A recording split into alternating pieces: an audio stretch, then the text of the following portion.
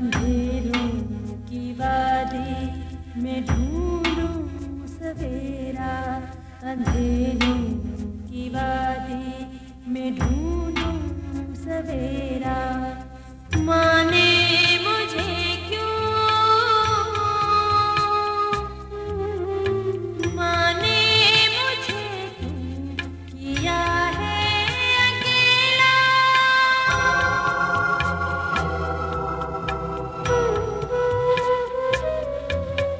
अंधेरों की वादी में ढूंढूं सवेरा, माने मुझे क्यों, माने मुझे क्यों किया है अकेला।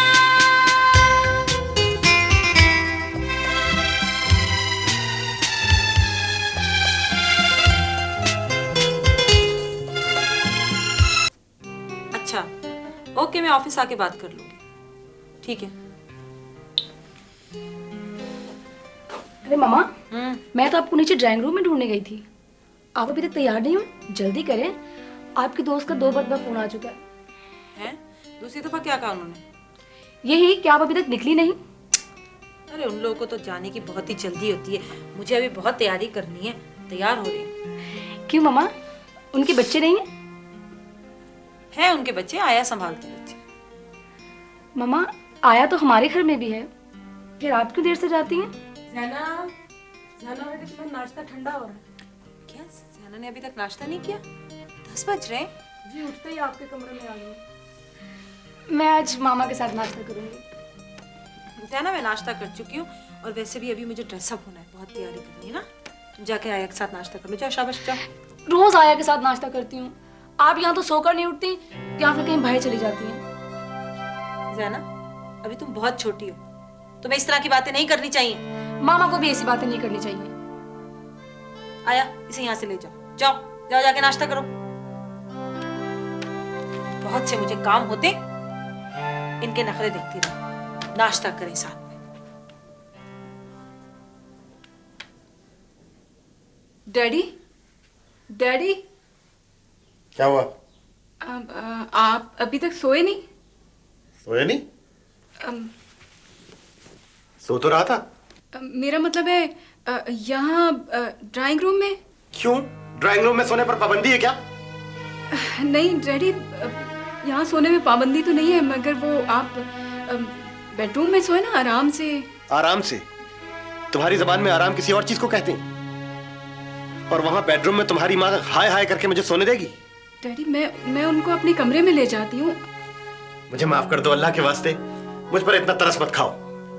ओफो डैडी, क्या हो रही है, क्या शोर हो रहा है? आप आइए। पागल हो गया हूं मैं? आओ देखो मुझे, और जितने लोग घर में रहते हैं सबको दिखाओ। प्लीज डैडी, मैं बहुत दिनों से ये नोट कर रही हूँ कि आप हमसे दूर होते जा रहे हैं। आपका ये बिहेवियर।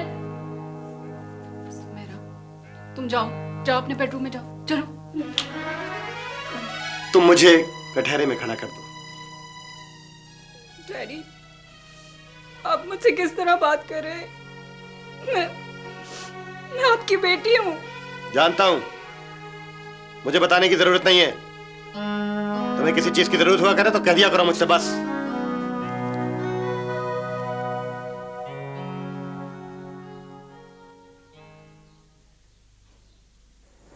अस्सलाम वालेकुम आंटी। वालेकुम सलाम शबाना, आओ बैठो। Thank you. कैसी हो? बिल्कुल ठीक। और आंटी, आपकी तबीयत आज बहुत अच्छी लग रही है। हाँ, अल्लाह का शुक्र है, अब बहुत बेहतर। तुम सुनाओ, इतने दिन से आई क्यों नहीं थी? बस आंटी, भाभी की तबीयत सही नहीं थी।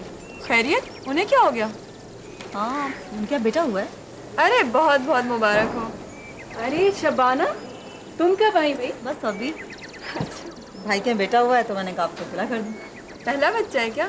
नहीं, इससे पहले 2 बेटियाँ। बेटियाँ तो बहुत अच्छी होती है, बस उनके नसीब से डर लगता है। अल्लाह सब बच्चियों के नसीब अच्छे करे। लेकिन मेरे भाई तो बहुत ज़्यादा चाहते हैं अपनी बच्चियों को।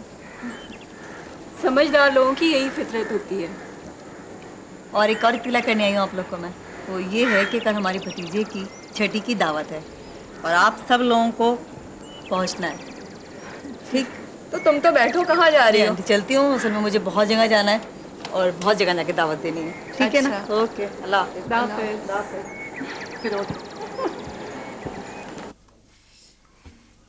हाँ जमील, कुछ और कहना तुमने मुझसे? बेगम साहब, ज़ैना बीबी को बहुत तेज बुखार है। रात मैंने जो तुम्हें दवा दी थी वो पिला दो उसको। पिलाई थी जी रात को, फिर भी बहुत तेज बुखार है। फिर पिला दो, उतर जाएगा बुखार। जी वो जिद कर रही है कि मम्मी को बुलाओ। अब वो बची नहीं रही है, और सुबह से मैं तुम्हें 10 दफा कह चुकी हूँ मुझे जल्दी जाना है, जल्दी जाना है, फिर भी तुम मेरे सर पे सवार हो। जाओ उसे खाना खिला दो और फिर दवा पिला दो। आप जाके उसे डॉक्टर के पास ले जाइए। कितनी संगदिल औरत हो तुम। अपनी औलाद के लिए भी तुम्हारे दिल में कोई जगह नहीं। औलाद के लिए कर रही हूँ सब कुछ मैं, समझे आप? आग लगा दो, नहीं चाहिए ये सब कुछ मेरे बच्चों को। क्या? Are you mad? आग लगा दूं?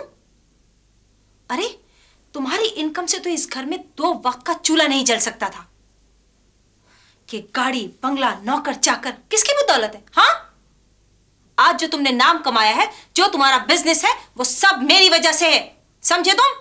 बस करो अर्शिया बेगम, बहुत सजा भुगत ली मैंने। अब यही जहन्नुम मेरे बच्चों के लिए ना बनाओ। तो जाओ कोई और घर ढूंढ लो अपने लिए। मैं जा रही हूँ, मुझे पहले ही बहुत देर हो गई है। बच्ची को डॉक्टर के पास ले जाना, समझे? दवाइयाँ तो मैं मंगवा चुकी हूँ। अरे वाह, पापा ने तो बड़ी जल्दी की दवाइयाँ भेजने में। इतनी जल्दी भेजने की क्या जरूरत थी? सुमेरा तुम खामोश हो जाओ, अंदर जाओ, जाके अपना काम करो। आप राणा साहब एक काम कीजिए, ये दवाइयाँ लेकर जाइए, हमें कोई जरूरत नहीं किसी चीज की। उमरा बीवी, अगर गुस्ताखी ना हो तो कुछ अर्ज कर। अंधेरों की वादी,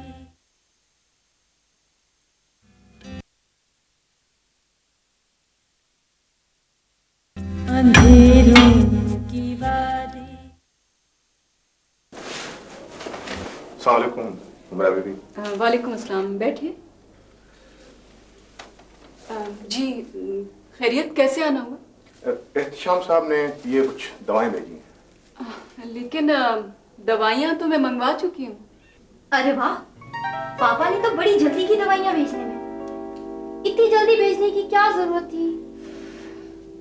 सुमेरा तुम खामोश हो जाओ, अंदर जाओ, जाके अपना काम करो। आप राणा साहब एक काम कीजिए, ये दवाइयाँ लेकर जाइए, हमें कोई जरूरत नहीं किसी चीज की। उमरा बीवी, अगर गुस्ताखी ना हो तो कुछ अर्ज करना चाहता हूँ। हर आदमी का एक जहन होता है, उसकी सरश्त आवारा है, वो किसी तरफ भी बहक सकता है। आप कभी एहतिशाम साहब के ऑफिस में आने की जहमत करें। ओह, हम आपका इशारा समझ रहे हैं, यानी आपा अब हम लोगों पर ये वक्त भी आ पहुंचा है। वक्त में बड़ी कुदरत है, कभी आदमी को धूप में खड़ा कर देता है और कभी छांव में। अच्छा, अब मुझे इजाजत दें। खुदा हाफिज।